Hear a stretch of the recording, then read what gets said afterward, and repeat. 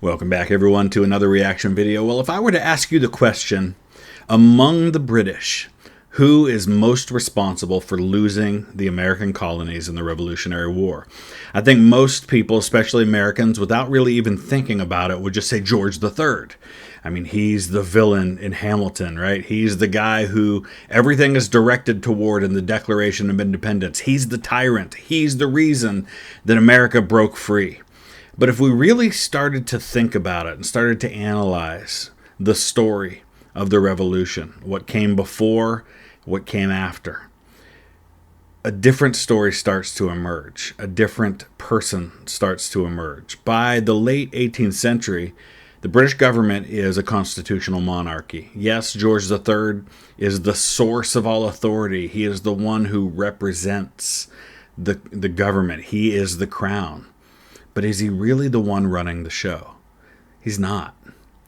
It's a guy that probably the average American has never heard of. His name was Frederick North, otherwise known as Lord North, and he was prime minister for the years leading up to the Revolution and right up to after Yorktown, when the British government finally decided they had had enough. He's prime minister for 12 years around all of those most significant events.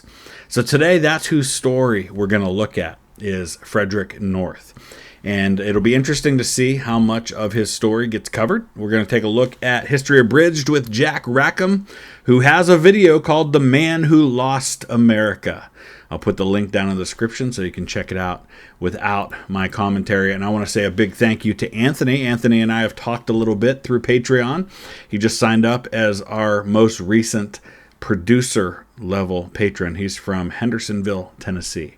And I'm grateful for your support on Patreon, Anthony. Let's dive into this one. London, 1770. Great Britain is the mightiest empire in the world. Britannia rules the waves. Britannia is also in crippling amounts of debt. Hey, just want to give a shout out, an appreciation for him using the proper Union flag here without the red X that'll come later to represent Northern Ireland, because of course Northern Ireland doesn't exist at this point, but eventually will be all of Ireland for a while and then just Northern Ireland. So right now you just have England and Scotland in this flag. The British are spending over half of their national budget on interest payments. No country on Earth today spends even half that much. Things had gone from bad to worse in 1754 when George Washington went over to talk with the French about maybe getting the hell out of British territory, and France said, "Oh, I'm sorry, you think you should own this land. Why didn't you say so? We'll just give up this entire area we discovered and charted. We'll pack up all of our business and hand over all our military investments," thus beginning the very expensive French and Indian War. Yeah, so for the rest of the world, it's the 7 Years' War, but here in North America, we call it the French and Indian War, because that's who the British were fighting against, were the French and Indians. And yeah, George Washington pretty much started the war in southwestern Pennsylvania. At some point, I'm going to go back down there and visit some of the sites around like Fort Necessity and Braddock's Defeat, and we're going to talk about those. This war was a huge win for Britain's North American colonists. The French were completely kicked off the continent. All of Canada fell under British domain, and American settlers were free to expand as far west as the Mississippi River, whether there be Native Americans there or not. Britain, who paid for the whole operation, wants to see the colonists chip in financially. And now, I will say this. They were not free to expand all the way to the Mississippi River. In fact, the British had a treaty with a number of these tribes that actually prevented settlement past the Appalachian Mountains. And this is actually one of the main unspoken motivations for the American Revolution, is that the colonists want to be able to settle in places like Ohio, Indiana, Tennessee, Mississippi, Alabama, or what will become those places. You're allowed to go there and do fur trapping and hunting and stuff, but no settlement. Passes a bunch of taxes on the American colonies, who erupt in cries of no taxation without representation. So things in America are looking a little bit iffy, but it's fine. At the moment, Spain seems like a bigger problem than America, and so you notice something, and I've talked about this before, but maybe if you're not familiar with this or you're new to the channel, you see the northeast of Ohio here. That's where I live. This is at this point called the Connecticut Western Reserve. In fact, when you come here to where I live, you'll see Connecticut names all over the place. I grew up in Wethersfield Township in Trumbull County. Those are both Connecticut names.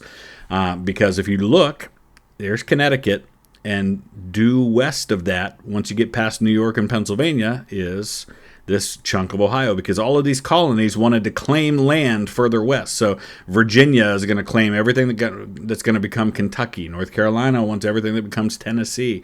Georgia, there you see what I mean. So, so a lot of Connecticut names here, and even the word Western Reserve is, I live a couple miles from Western Reserve High School. That's why it's called that.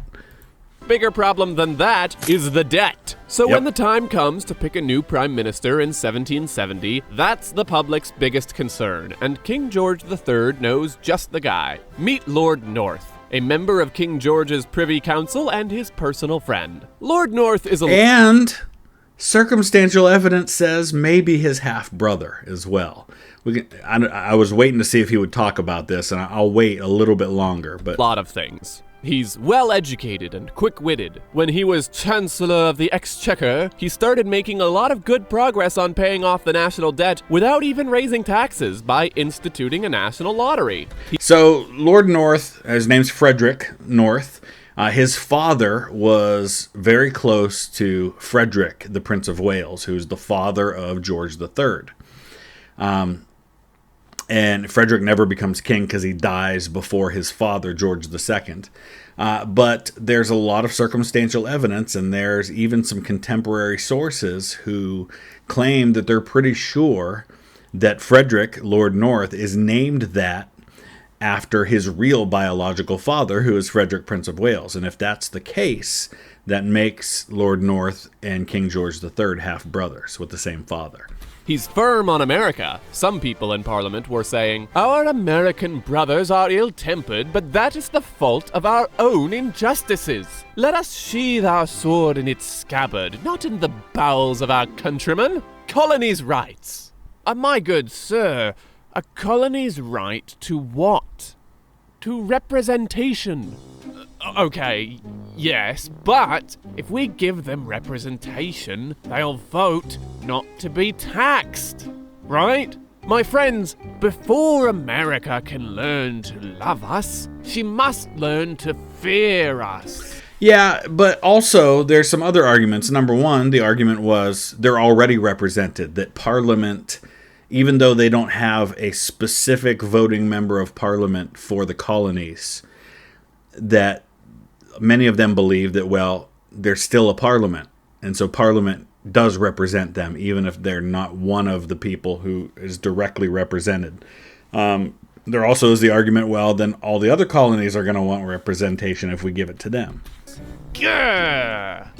Prime Minister, the Americans pay for their citizenship. They deserve representation. Let me put this into terms you can understand.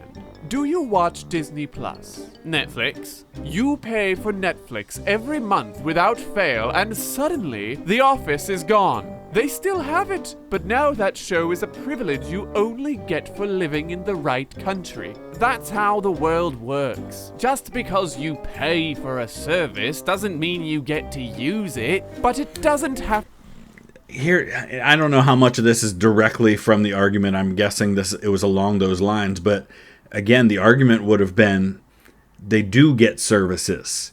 In fact, what they're paying for is all the services we provided them by protecting them from the invasions in the French and Indian War, and by fighting that war in that land to keep them British, to keep them protected. So the argument would be, well, they are benefiting from our services, and so they should pay their fair share. Have to be that way. That's why I use private internet access. That's where this is going. I wondered. Virtual private network. It reroutes your internet connection through an encrypted tunnel, changing your digital location and letting you access the entire streaming library you paid for. Do you mean The Office, Rick and Morty, Friends, Always Sunny? It's all there. Let freedom ring. Sign up for just $2 a month at piavpn.com/historyabridged and get 4 months free. You'll also get access to enhanced privacy and security with PIA's powerful encryption and no logs policy. Thanks to PIA for making this video possible. But more than anything, Lord North is a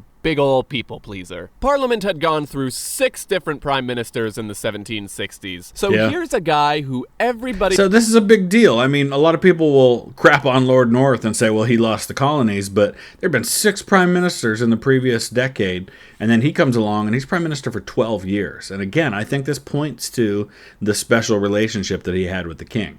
He likes. He's going to listen to everybody's ideas and serve the will of Parliament, and things will finally be stable. Or at least they would have been if Lord North had lived at a different point in history. Now, with reference to our finances, the gentleman will consider...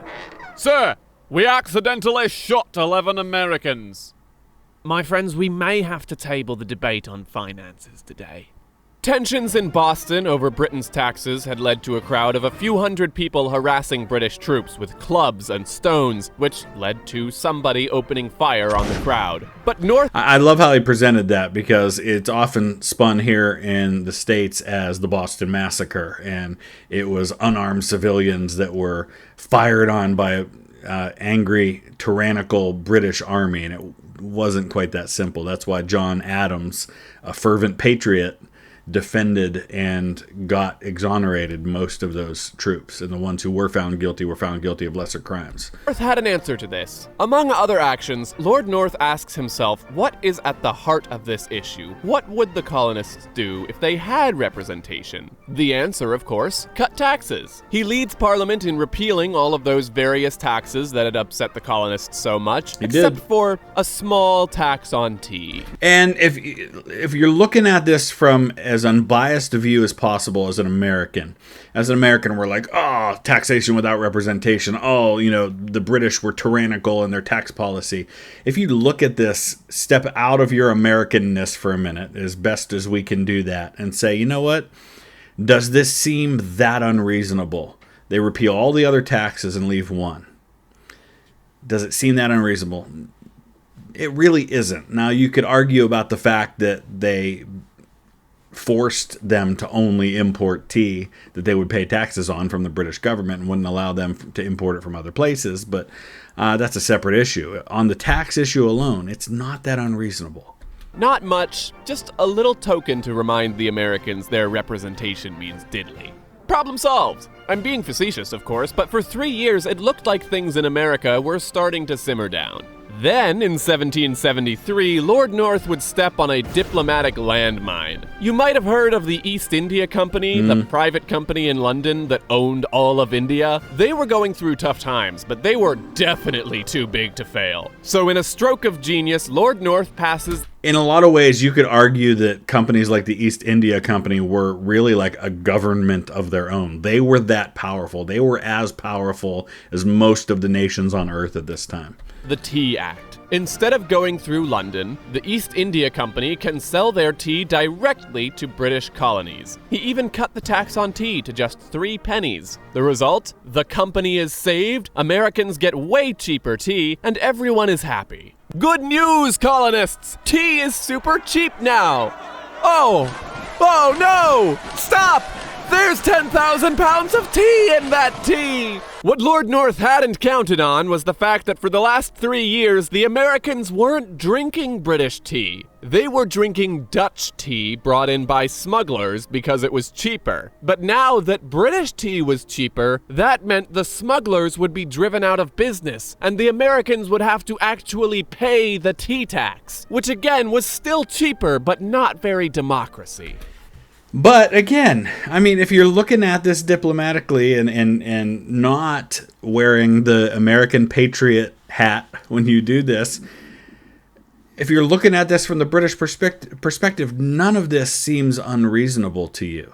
From an American perspective, obviously, it's different. But this is why you have to look at the nuanced view of this. If you just take it all on the surface, it seems perfectly reasonable for the Americans to give into this, but there's so much else going on. The desire to have representation in Parliament.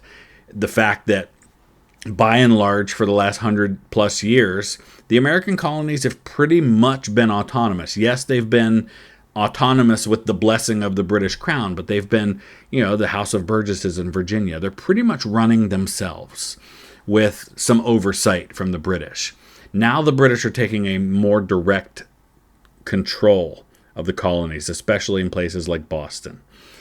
And so it feels tyrannical when you've largely been doing your own thing.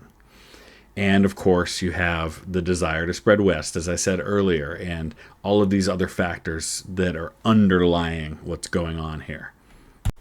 North is shocked and frankly offended that the American colonists reacted so poorly to his thoughtful gift, and so he issues some new acts. He shuts down Boston Harbor until Massachusetts pays back the cost of all that tea they spilled, and to make doubly sure they comply, he replaces all of their elected officials with appointed ones and tells them, "You can have your democracy back when you're ready to use it responsibly." And this is that classic dilemma that so many great powers have screwed up over time, right? How do you handle an act that you see as rebellion, or some escalation that takes place? Do you escalate, or do you try to bring it back down? And this begins a series of escalations. The Boston Tea Party happens. Lord North's government cracks down. They send troops to Boston. That only inflames the issue even more. And many of the issues you're going to see addressed in the Declaration of Independence are things that directly come out of North's government's response to things like the Boston Tea Party. Is what we'll tell them, eh? This was supposed to put Massachusetts in timeout and scare... And you see there that Maine is highlighted because Maine was part of Massachusetts at this time. And Vermont was part of New York. All of the other colonies into behaving. Instead, the colonies all got together and formed a Congress. Okay, we need to make Britain undo all that stuff it just did. Remember, there are no bad ideas.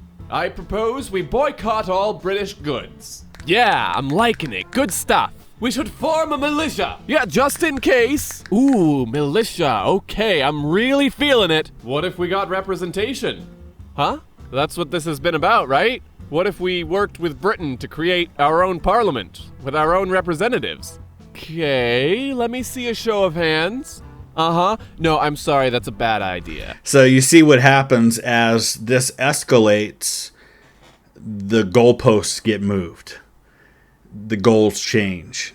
Now it's no longer what it was about. That was what it was about a couple years ago. Britain, you had your chance for it to be just as simple as no taxation without representation.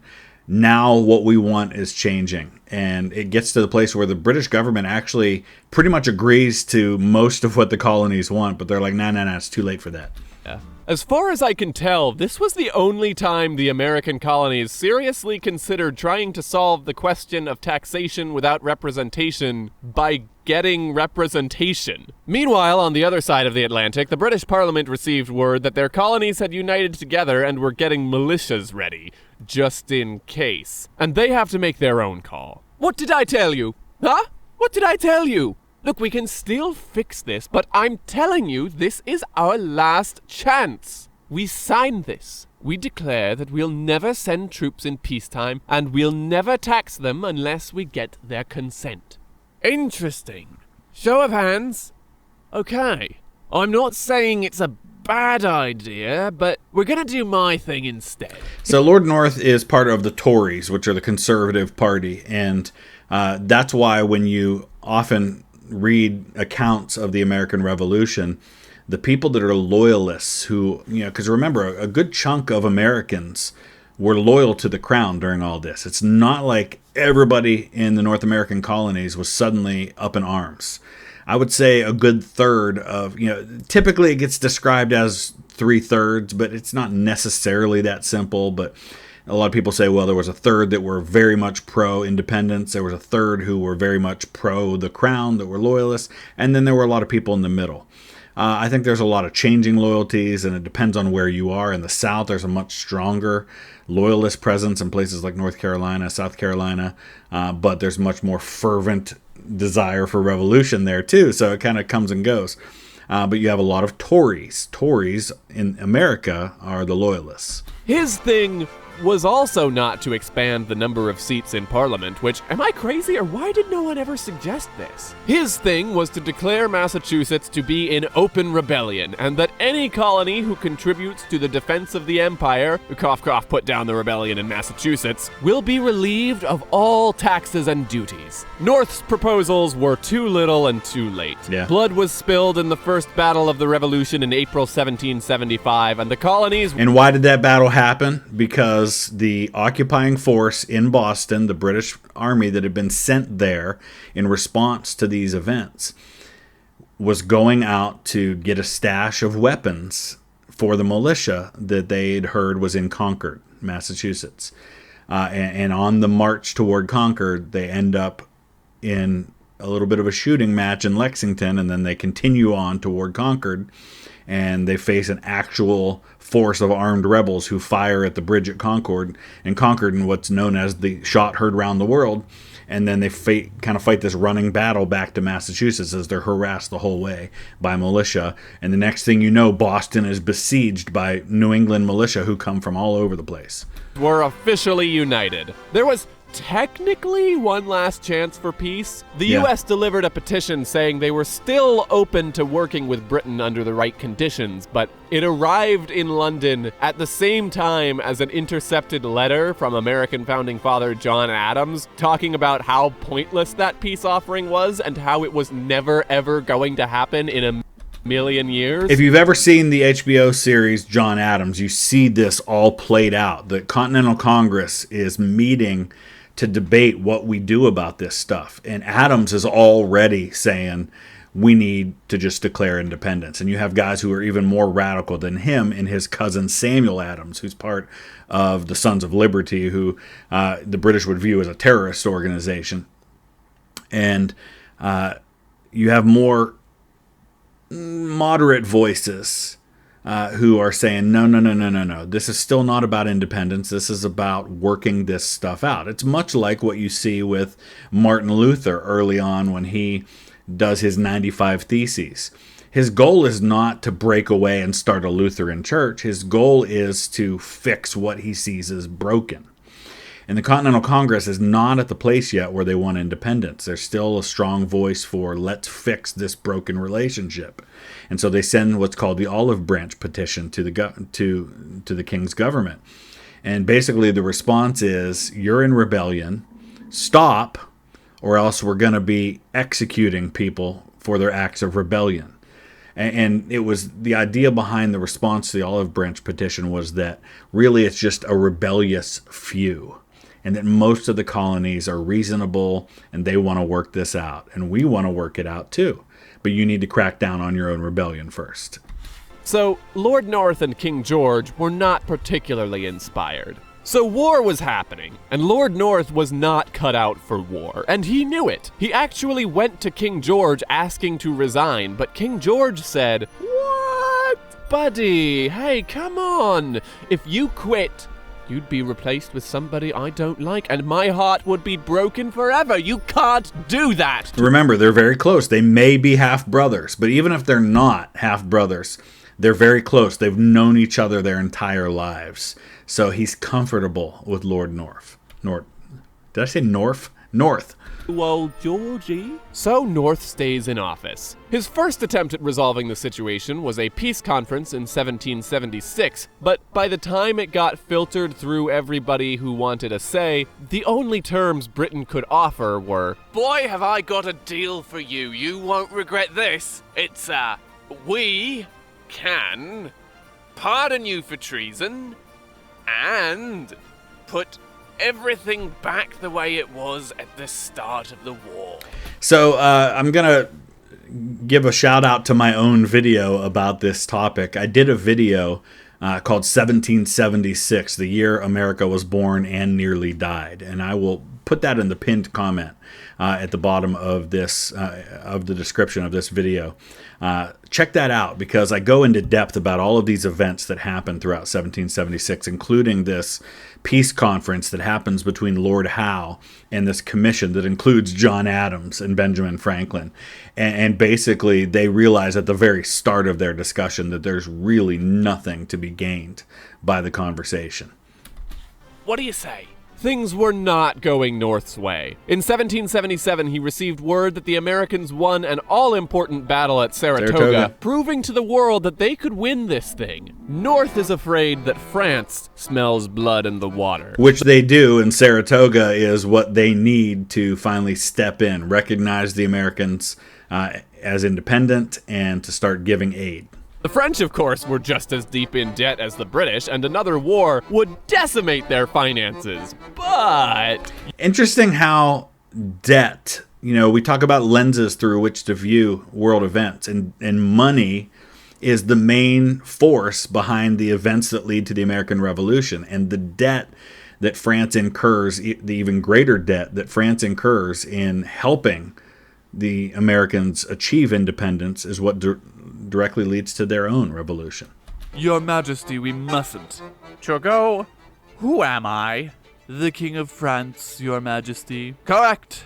And if there is one thing that I share with each and every one of my forefathers for the last 1,000 years, the very essence of what it is to be French, it is this. With God as my witness, when I see an opportunity to stick it to the British, I am going to take it.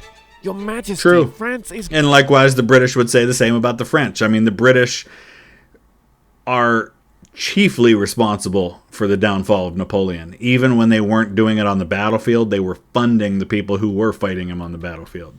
Going to declare war. If we ever hope to fly our colors over the 13 colonies again, we have to be prepared for some major concessions. Nope. I am clearly not the man you want for this job then, Your Majesty. I shall pack my things and nope. I'll do my best. It was said of North that he would do more to please anyone who withheld their friendship than he would do for his actual friends. Sure That's enough, a dangerous place to be if you're in a position of power, is to be a people pleaser. Not always the best way. You need to be able to say no to people. You need to be able to do the unpopular thing sometimes. France joins the war, and in 1778, North arranges another peace conference. He is finally authorized to offer everything America wanted in 1775. But as usual, it was too little, too late. America in 1778 will settle for nothing less than independence. And besides that, the whole thing turned into a complete fiasco. This is one of those things, think about even in your own life, where you had opportunities to make decisions and you didn't make the right decision, and then you went back and tried to make that decision later and it was too late. Napoleon has this happen with him. He's offered an opportunity to keep his throne and to keep some of the territory that he controls, and he says no to it. And from that point on, he basically loses everything. He sent a young and inexperienced diplomat Harry Potter? who first tried and failed to bribe some congressmen, and then spouted off enough anti-French remarks to get challenged to a duel in the middle of negotiations. The British Army, meanwhile, has to be diverted to the Caribbean to stop the French from taking over those colonies, which, don't tell anyone, but they might have been a little more important. Lord North spends most of the war having a nervous breakdown. He's constantly going back and forth between, Parliament is leaving me, I'm deserted, disgraced. If your majesty wishes it, I will serve wherever you see fit. I've brought ruin to king and country. I told you I wanted to quit, so don't blame me for doing a bad job. I'm doing a terrible job. I can't take the pressure anymore. The other shoe is gonna drop. Everyone will know I'm a fraud and I'll be kicked out of office and my friends will abandon me. They'll be right to abandon me and you're going to hate me and... Deep breaths, deep breaths. Just look at their faces, how much they look alike. I mean, that could be just the same artist drawing them, but I really do think there is something to this whole they were half brothers thing. If you won't fire me, then kill me. We still have one general that's winning, right? Cornwallis? Yeah. As long as Cornwallis is fighting, then it's not over. Cornwallis was defeated in 1781. Oh, God. And, you know, the war ends in 1783. They're still fighting in 1782. John Lawrence, who's the son of a president of the Continental Congress, Henry Lawrence, who was held in the Tower of London after he was captured by the British, is killed in 1782. It's 1783 before the treaty is signed, and it's even after that before the British finally pull their troops out of New York City. But at this point, once Yorktown happens, the British government, the British people are like, we're done. We're not pouring any more money and lives into this. It's all over. North tried once more to resign. Despite the wishes of King George, Parliament finally sued for peace with America and passed a vote of no confidence in Lord North. North's worst fears had come to pass. America was given complete independence and extremely favorable terms. Lord North's legacy was ruined, and he's remembered to this day as one of the worst prime ministers of all time. But he was finally free of the fear that held him back. He kept his seat in Parliament, and when the time came to promote someone new to power, North made the call to support the choice he thought was right. George III told him, "Him! Northie, how could you do this to me? If you pick him, I won't be your friend anymore. I won't be your friend anymore." But North told him, "Oh, really? Well, tough." George III tended to his kingdom and his large brood of children. Known affectionately as Farmer George, he watched over the empire's rebound with a keen eye, until a mysterious illness knocked him off his rocker. Yep. And as for those rascally Americans, they went on to lay the bedrock of a new nation. America expanded its horizons and went on to eclipse Great Britain as the world's leading superpower. And we can all point to Lord North and laugh. All right, that was good. And it's appropriate then that in wrapping this up, the two patrons that I want to say thank you to at the end of this video both live in the United Kingdom. Jordan in Woking and Scotty in Torquay. I think I'm pronouncing that right. Torquay is how that's pronounced. Thank you both for your support on Patreon. Check out my video in the pinned comment on 1776. Goes into a lot more detail about the events in a pivotal year in American and British history. Thanks for watching.